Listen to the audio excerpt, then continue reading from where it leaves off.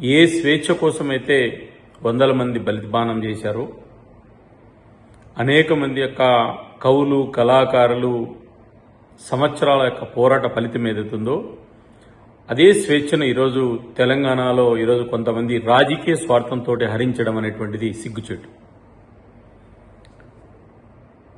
ఈ మధ్య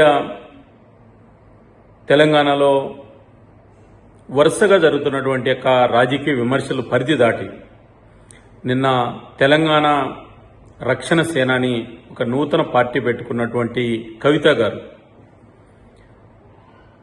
తెలంగాణ ఆకాంక్షల విషయంలో మాట్లాడడం ఎటువంటి తప్పు లేదు. అదే సందర్భంలో పక్క రాష్ట్రమైనటువంటి ఆంధ్రప్రదేశ్ యొక్క కవులు, కళాకారుల యొక్క విగ్రహాలు, ప్రముఖులు, స్వాతంత్ర సమరయోధుల యొక్క విగ్రహాలను పగలగొట్టి నేను అధికారంలోకి వచ్చి ముఖ్యమంత్రి అవుతానట్లే పార్సల్ చేస్తానని చెప్పడం అనేటువంటిది ఇది ఏ రకమైనటువంటి సంకేతం అని నేను అడుగుతున్నా. అంటే తెలంగాణలో విగ్రహాలు కూల్చడానికి కవిత గారు ముఖ్యమంత్రి కావాలన్నా? ఈ సెంటిమెంట్తో కదా 10 సంవత్సరాలు అధికారాన్ని అదిపించారు. మీరు ఎమ్మెల్సీగా, ఎంపీగా పదవుల్లో ఉన్నారు. ఇంక ఇప్పుడు తెలంగాణ అభివృద్ధి కాలేదని ఇప్పుడు కొత్త డ్రామా ఎందుకు? మరి నువ్వు అధికారంలో ఉన్నప్పుడు ఏం చేసావు?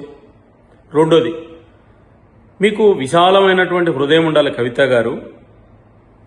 తెలంగాణలో ఉన్నటువంటి జింకానా గ్రౌండ్ అంత హృదయం ఉండాలి. మీకేమో చెంచల్గూడెం అంత సైజు ఉన్న మనసు ఉంది. ఈ రకమైన మనస్తత్వంతో ముఖ్యమంత్రులు కారు. తెలంగాణ ప్రజలు విజ్ఞులనే విషయాన్ని నేను గుర్తు